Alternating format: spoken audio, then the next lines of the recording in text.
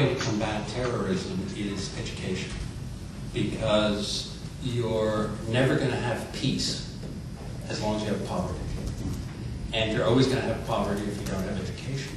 So my answer to your question is that if we can provide education and have more people around the world, more learning, and when I say education, I don't mean brainwashing, obviously. I mean education and freedom and so on. And I don't use the word democracy. It really is education. And so my answer is yes. If you have a more educated world, you're going to have less terrorism. You're going to have more of the world in sync with, very simple principles like life and death, and, so on. That doesn't mean you're going to have one point of view and one culture and anything. So my answer is yes. You're going to get security through education.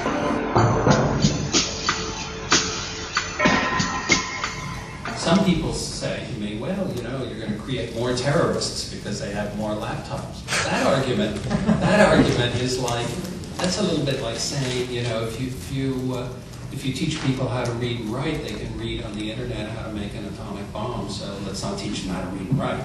That's just a non-starter. So I don't think that argument holds.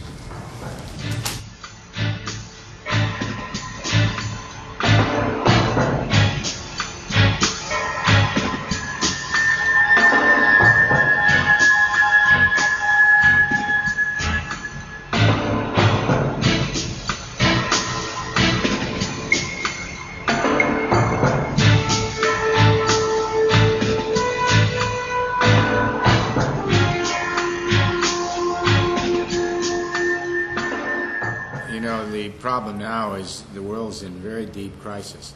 We're seeing the beginning of the end of the oil era. The pessimists say we peak in oil in the next 10 or 15 years. The optimists say not for 25 years.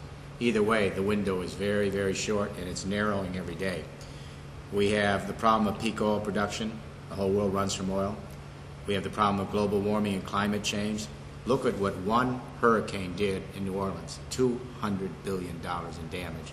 We've only just begun to see the beginning of the catastrophic commercial and personal consequences of climate change.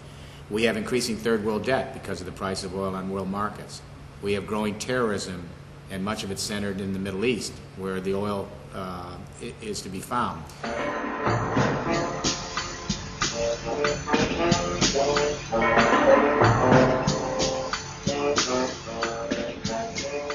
So there are a lot of negatives that suggest we have to make a great shift to a new energy regime.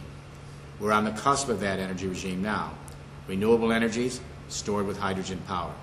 Third industrial revolution, a hydrogen economy. We are at the cusp of this revolution. The technology is moving. There are a lot of problems involved. But I believe that we could, if we were determined and we focused the world's attention, we could lay down the infrastructure for a new energy era for the planet within 25, 30 years. I have no doubt we could do that. The question is whether we have the social will and the political resolve, and whether your generation gets the task done. We're too late already.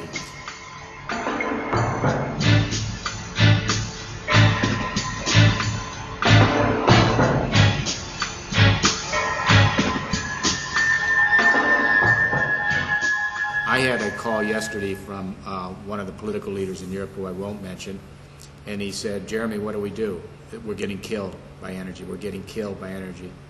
And I said, look, I don't have a short-term fix here. What we have to do in the short term is radical energy conservation, carpooling, get the bicycle paths in, new strict cafe standards, fuel efficiency for cars, retrofit every home, get in the storm windows, get in the insulation.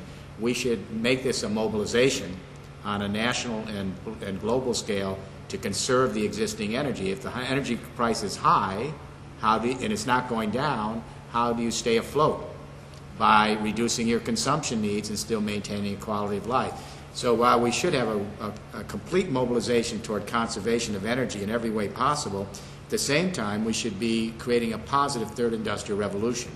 Leverage public and private funds, bring in civil society organizations, trade unions, companies, and regional governments, and begin the process of laying down an infrastructure for renewable energies, wind, solar, geothermal, hydro, biomass, and storing that energy with hydrogen.